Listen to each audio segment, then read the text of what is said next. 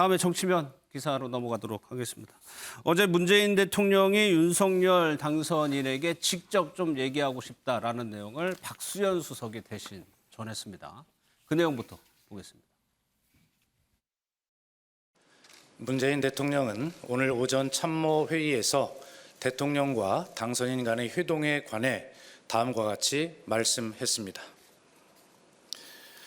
답답해서 한 말씀 더 드립니다. 나는 곧 물러날 대통령이고 윤 당선인은 새 대통령이 되실 분입니다. 두 사람이 만나 인사하고 덕담 나누고 혹시 참고될 만한 말을 주고받는데 무슨 협상이 필요합니까? 무슨 회담을 하는 것이 아닙니다. 대통령 당선인이 대통령을 예방하는데 협상과 조건이 필요했다는 말을 들어보지 못했습니다. 다른 이들의 말을 듣지 마시고 당선인께서 직접 판단해 주시기 바랍니다.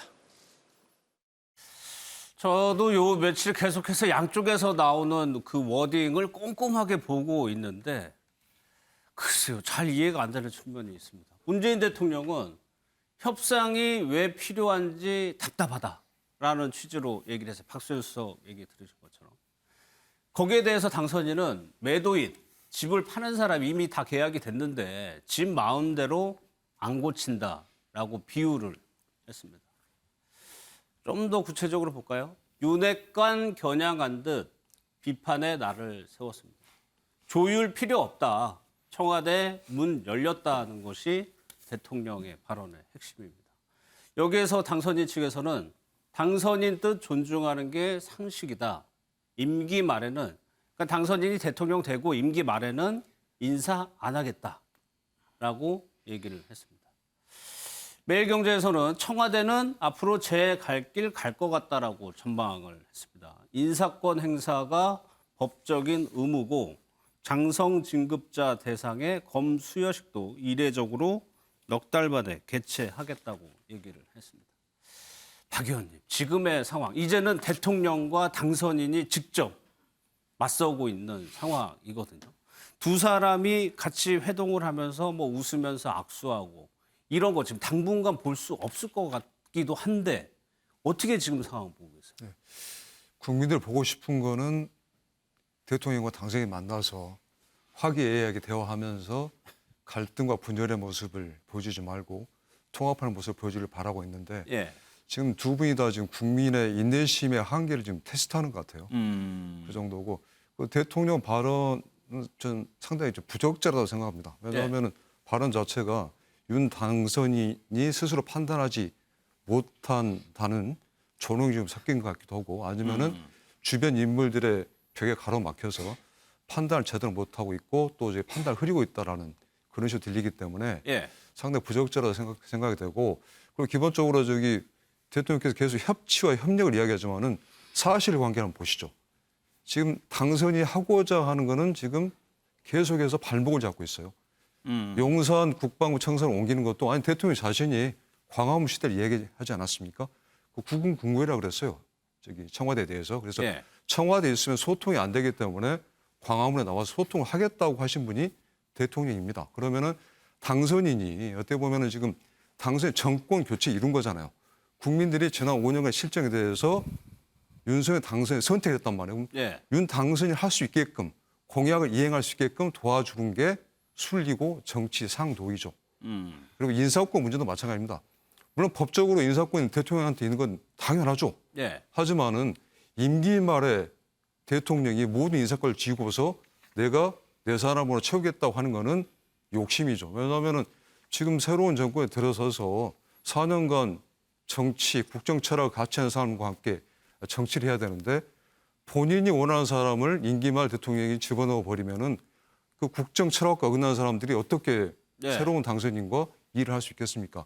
그런 것부터 조금 대통령이 좀 억울하고 소원해 보는 게 있더라도 새로운 정권, 새로운 대통령이 되는 분한테 양보하고 길을 열어주는 게 정치 상도에 맞고 상식에 맞다고 생각합니다. 알겠습니다.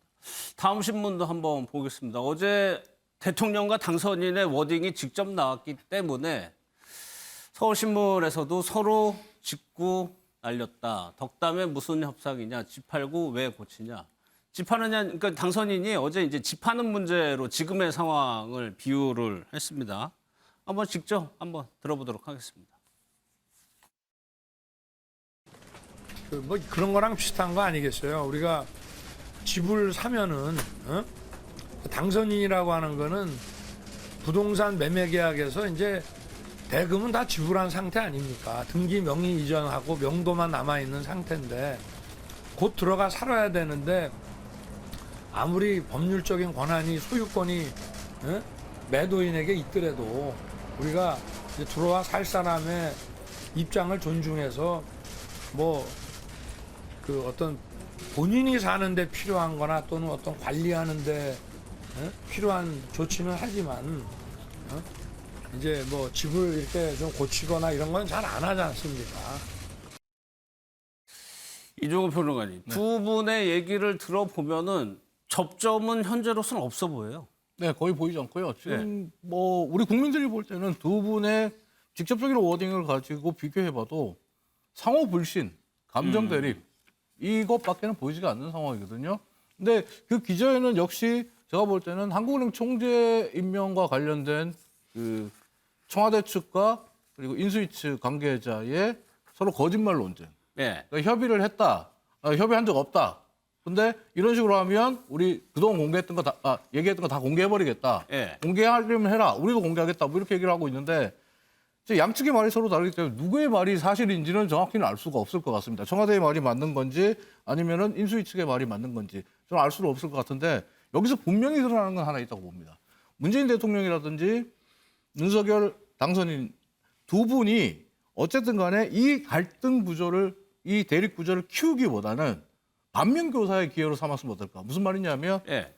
저쪽에서 내가 지금 주변 사람들에게 가로막혀서 눈가기가 막혀 있다고 하는데 혹시 내 주변에 그런 게 있는지 한번 되돌아보는 자성의 기회. 그러니까 청와대도 역시 586에 의해서 내가 이렇게 지금 막혀서 잘못된 보고를 듣고 눈가기가 막혀 있는지 윤석열 당선인도 역시 마찬가지로 인수위 주변에 소위 핵관이라는 사람들로 해서 내가 막혀 있는지 이런 걸 자성하고 돌아보는 계기를 삼고 그리고 그것을 가지고 또 이야기를 한다면 어느 정도 감정의 쿨다운이 좀 이루어지지 않을까. 그리고 한 발 더 나아갈 수 있지 않을까 생각을 해봅니다.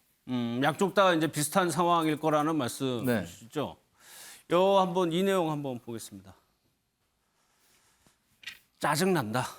여기 양측 짜증난다. 대선 불복 장애전 벌이고 있는 것 아니냐는 겁니다.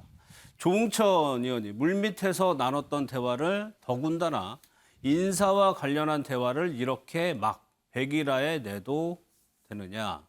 지켜보는 국민이 불안하다 못해 짜증이 날 지경인 것 같다라고 얘기를 했습니다.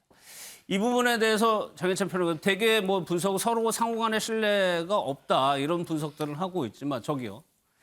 혹시 대선 불복이라고 보세요? 장혜찬 평론가는? 그래 한 행동이라고 보십니까? 그 단어를 정치권에서 쓰고는 있습니다만 예. 이런 오해를 유발하지 않도록 정권을 넘겨줘야 되는 그리고 이 대통령 직선제 도입 이후 최초로 5년 만에 정권 교체라는 심판을 받은 민주당 정치인과 청와대 참모들이 더더욱 신중하고 절제된 모습을 보여야 대선 불복 아니냐라는 오해를 사지 않을 것 같거든요. 예. 그 부분은 정권을 넘겨주는 쪽에서 좀 더 태도를 달리 돌아보고 옷깃을 염해야 될 것 같고요.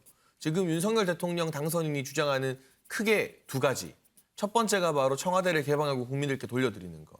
그리고 두 번째가 임기 말에 낙하산 인사 알박기 하지 말라는 것. 이 두 가지는요. 어느 날 갑자기 하늘에서 내려온 주장이 아닙니다. 예. 이거 다 5년 전에 문재인 대통령이 주장하고 국민들께 약속했던 내용입니다. 청와대 개방에 대해서는 많이들 이야기했으니까 아실 것이고요. 임기 말 낙하산 인사 알박기 하지 말자고도 과거 문재인 대통령이 대선 후보이던 시절 이 박근혜 전 대통령의 권한을 대행하던 황교안 당시 권한대행에게 아주 강도 높게 경고하면서 주문했던 사항입니다. 예. 민주당 주요 정치인들이 다 동의했었고요. 그래서 지금 단순히 갈등 국면만 보면 대통령과 대통령 당선인이 갈등하는 것으로 보이지만 조금만 더 깊게 우리가 들어가서 무엇 때문에 갈등하는가? 그 갈등의 본질이 무엇인가 돌아보면요. 5년 전에 문재인 대통령이 주장하고 국민께 약속했던 걸 윤석열 당선인이 지키려고 하는데 청와대가 방해하고 있다는 게 본질입니다. 그래서 더더욱 이 국면이 길어지면 길어질수록 그리고 막상 이 갈등이 지속되다가 이 상태로 윤석열 당선인이 취임하게 되어서 예. 본인이 국민들에게 한 약속, 청와대 개방이나 또 김은혜 대변인을 통해서 다음 임기 이제 돌입할 때는 당선이 결정되면 인사하지 않겠다고 약속하지 않았습니까? 이런 것들을 지켜버리게 되면 역사적 기록으로 볼 때 이 갈등은 아쉽지만 문재인 대통령의 몽리로 기록될 가능성이 대단히 높습니다. 아, 그래요? 그래서 제가 만약 문재인 대통령의 참모라면 예. 그리고 문재인 대통령을 정말 위하고 존중하는 참모라면 예. 지금 빨리 이 청와대 개방에 대해서도 논의하시고 특히나 인사와 관련해서는 5년 전에 대통령께서 직접 하신 말씀을 그대로 지키는 방향으로 가자. 예. 그래야 역사에 문재인 대통령도 정치권의 나쁜 관행을 끊어내는데 일조한 것으로 기록되지 않겠습니까? 그런 조언을 할 것 같은데 민주당이나 청와대 참모들은 문재인 대통령의 명예나 역사적 기록보다는 지방선거를 앞두고 이제 여당이 될 국민의힘이나 당선인 측과 예. 각 세우기에 지금 골몰하고 있는 것은 아닌가. 그래서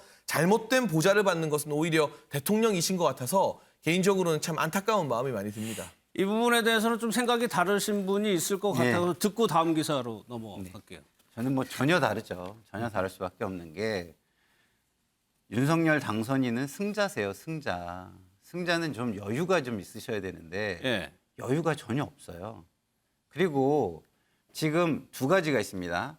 바람직한 관례와 전통을 만드는 것이 있고 법과 제도가 있어요. 근데 바람직한 관례와 전통을 만드는 건 협조와 협치에 의해서 해야 되는 겁니다. 한쪽에서 일방적인 강요를 하거나 무릎 꿇으라는 식으로 이렇게 뭐 압박을 하거나 이런 걸로 이루어지는 게 아니에요. 예. 협조를 구하는 거죠. 그리고 바람직한 관례를 만들기 위해서 정치력을 발휘하는 것이죠. 그게 안 된다면, 만약에 이견이 첨예하다면 그때는 어떻게 해야 됩니까? 현재의 법과 제도대로 하는 게 맞는 거예요. 그 수밖에 없어요. 안 그러면 더 큰 논란이 되니까. 그래서 제가 볼 때 당선인이 승자로서 그리고 앞으로 국민을 위해서 정치를 펼쳐나가셔야 될 분으로서 예. 협조를 최대한 이끌어내셔야 되는 거예요. 그런 정치력을 발휘를 하셔야 되는 거예요. 이걸 무조건 요구만 하고 당신 나빠라고 얘기할 일이 아니에요. 예. 아까도 제가 말씀드렸지만 좋은 관례와 전통은 정치의 영역이고요. 그리고 이견이 있을 때 문제를 해결하는 건 현재의 법과 제도의 영역입니다. 예. 그러니까 당선인께서 자꾸 뭐 문재인 대통령을 향해서 이걸 해야 된다, 저걸 해야 된다 이렇게 얘기를 해도 그 문재인 대통령 입장에서는 할 수 없는 것들이 있어요. 예를 들어서 청와대를 이전하겠다. 좋습니다. 하실 수 있죠. 근데 필요한 걸 지금 당장 내놔라? 맞지가 않아요. 예비비의 규모를 보세요. 수백억에서 수천억이에요. 이런 거는요. 재정의 민주주의, 재정의 법률주의를 볼 때 어떻게 해야 되냐면 국가가 예산을 편성해서 국회로 가져와 가지고 국민들의 동의를 얻어 가지고 추진을 해야 되는 겁니다. 네. 그러니까 예비비 요건에 전혀 맞지 않아요. 그런데 그럼에도 불구하고 신구 권력이 합의를 했다는 건 뭐냐면 국회에서 여야가 합의를 하면 법률이 탄생합니다. 그래서 법률이 탄생하는 그거에 준하는 권위가 있기 때문에 그냥 넘어가 주는 거지 문제가 없는 게 아니에요. 알겠습니다. 예. 그러니까 협조를 통해서 협치를 통해서 할 생각을 먼저 하셔야 된다. 예. 강요하려고 해서는 안 된다. 이런 말씀을 드리고 싶습니다. 알겠습니다. 뭐 이미 답은 다 나와 있어요. 며칠째 저희가 똑같은 얘기를 하고 있는데 그게 안 돼서 좀 답답하다는 얘기입니다. 다음 기사 좀 한번 보겠습니다. 왜 그렇게 이렇게 대립을 하고 있느냐. 어제도 저희가 잠깐 소개를 해드렸는데 이 자리 때문인 거 아니냐. 감사원의 감사위원. 한 명을 문재인 대통령이 임명을 하면은 4대 3의 과반 구도가 된다. 그러니까 당선인 측에서는 문재인 정부에 대한 감사를 막겠다는 의도 아니냐라고 의구심을 보이고 있어요. 그래서 청와대가 임명하는 한 명에 대해서는 비토권을 달라라고 당선인 측에서 얘기를 하고 있습니다. 이종훈 평론가님, 이 감사위원 한 명, 요즘 들어가지고 감사위원이 뭐 하는 건지 좀 아시게 될 것 같아요. 여기에 이렇게 예민하게 보는 이유가 뭘까요? 어떻게 본다면은 그 감사원을 통해서 공식적으로 공개적인 채널을 통해서 전 정부에서 잘못된 것들, 문제가 있었던 것들을 밝혀내는 것과 예. 뭐 정치권에서 이야기하는 것과는 정말 하늘과 땅 차이거든요. 근데 감사원에 대한 그 통제권을 어떻게 보면 지금 2명의 감사위원을 임명하면서 문재인 정부가 새 정부가 출범한 이후에도 가져갈 수 있는 거 아니냐. 예. 그렇다면 새 정부가 볼 때는 문재인 정부의 그동안의 실책들을 온천하에 이제 만천하에 드러내는데 어려워질 수 있다. 그러니까 잘못된 것들을 감추는데 이용하고 있다. 이런 시각을 갖고 있는 것 같고요.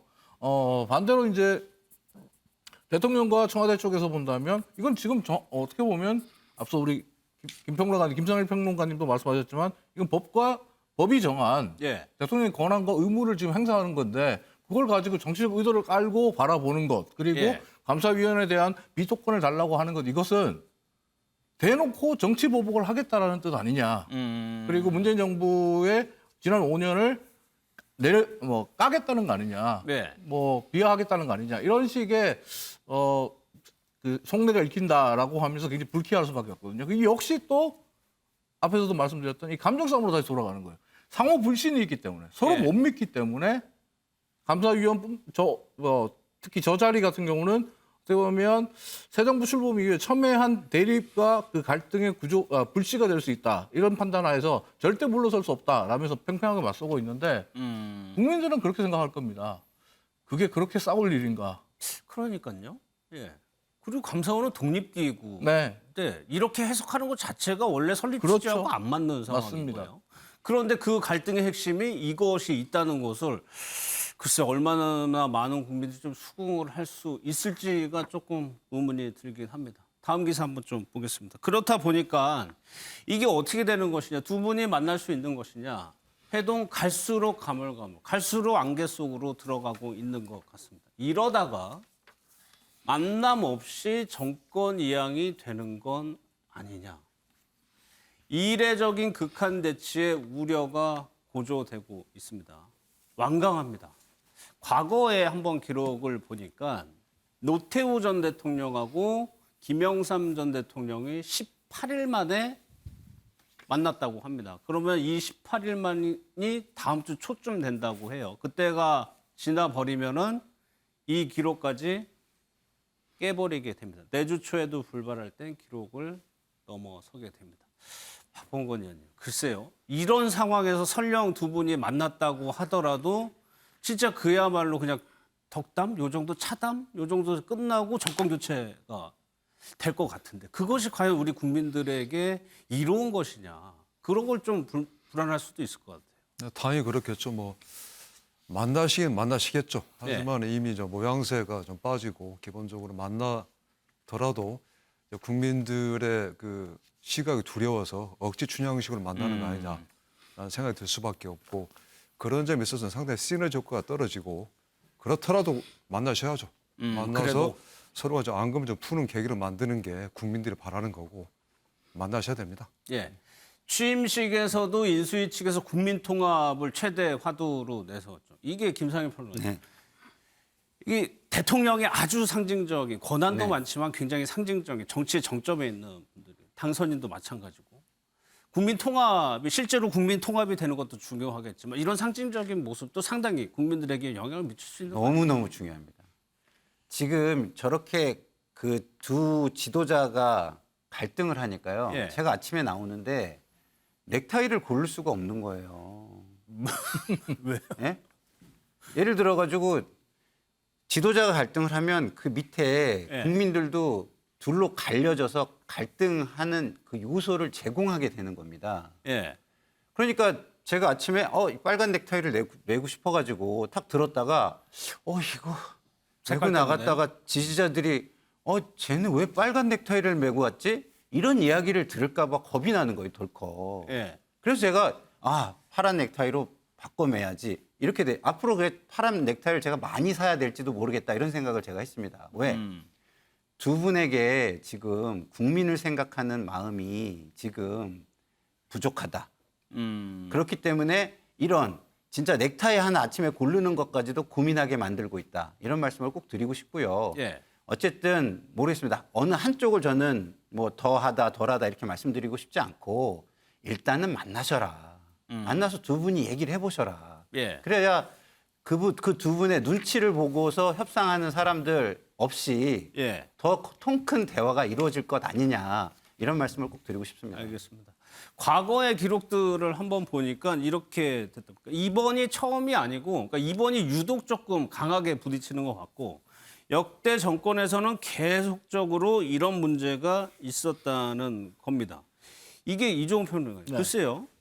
한두 번도 아니고 이번에는 아주 좀 극단으로 가는 모양새를 보니까 신구 정권이 이양하는 이 지금 같은 시기에 뭔가 새로운 대안이 있어요. 다음에 또 이러면 또 곤란하잖아요. 계속 다음에는 아까 장혜철 평론가도 얘기하셨지만은 그 안 한다고 윤석열 했으니까. 당선인이 했던 말을 지키면 돼요. 예. 지키면 되는데 문제는 그게 쉽지는 않을 겁니다. 아까 김상희 평론가도 얘기했지만은 그 정치의 기술적인 부분과 달리 법과 제도 의무의 부분이 있고 여기 또 하나가 뭐가 있냐면 실제로 이제 이 정권 말기의 임명직 같은 경우에 당선인 측에서 보면 인수위 측에서 보면 그동안 선거 대선 기간 동안 고생했던 사람들에 대한 나눠줄 농공회상할 때 나눠줄 자리가 없어지는 거거든요. 예. 이거 상당히 뭐 심각한 문제일 수 있고 그 측근들이 본다면 주변에서 본다면 당선인은 아니겠지만 주변에서 본다면 심각한 문제가 될 수도 있는 거고 또 반대로 이제 지금 뭐 역대 정권 얘기를 하셨지만은 정권을 책임지고 있는 대통령의 측근들이 본다면 마지막까지 어떻게 보면 자기들 자리를 자기들이 법적 그 권한과 의무를 행사한다는 이유하에서 그걸 지킬 수 있다. 예. 뭐 놓지 않겠다라고 볼 수도 있는 거거든요. 이러다 보니까 양측은 항상 역대 정권에서 정권 이양기에 이 문제가 계속적으로 갈등을 빚어왔어요. 아까 장혜철 평론가가 문재인 정부 출범 당시에도 출범 직전에도 이런 갈등이 있었다라고 했는데 그때 결과는 근데 한교안 권한대행이 임명 다 했어요. 예.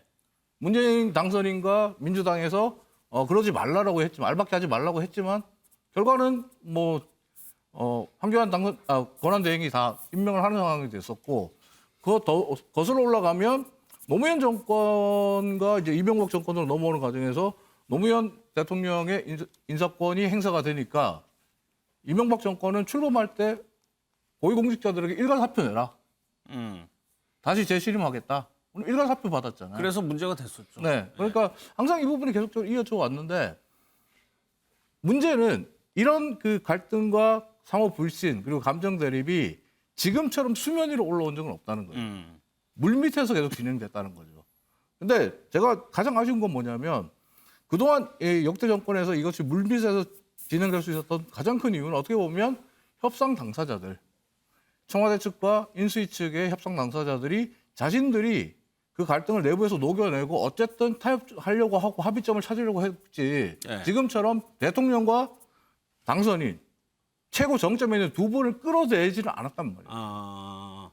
이 부분에서 저는 앞서도 그런 말씀드렸지만 이 보좌의 문제에 대해서 양측 예. 모두 좀 생각해 볼 필요가 있다고 생각합니다. 제가 알겠습니다. 하나만 짧게 네. 또 저희가 생각해 볼 문제를 하나 말씀드리고 싶은 게 이게 김은경 전 장관의 판결이 있잖아요. 그렇기 때문에 인수위 쪽에서 볼 때는 이게 지금 임명을 해놓으면 어떤 정치적 압력이나 이런 걸로 물러나게 할 수가 없는 상황이 돼버린 거예요. 그래서 조금 더 심각하게 바라볼 수 있는 부분이 있긴 있어요. 그래서 조금 더 이번에 좀 좋은 관례와 전통을 만드는데 좀 예. 치중을 해주셨으면 좋겠다 이런 말씀을 다시 한번 드립니다. 그런 바람이 있었죠. 이제 금요일이고 주말 사이에 또 어떤 접촉이 있을지 모르겠는데 북한에 지금 안보 문제가 지금 국가사로 와 있기 때문에 얼마나 진전을 볼 수 있을지는 모르겠습니다.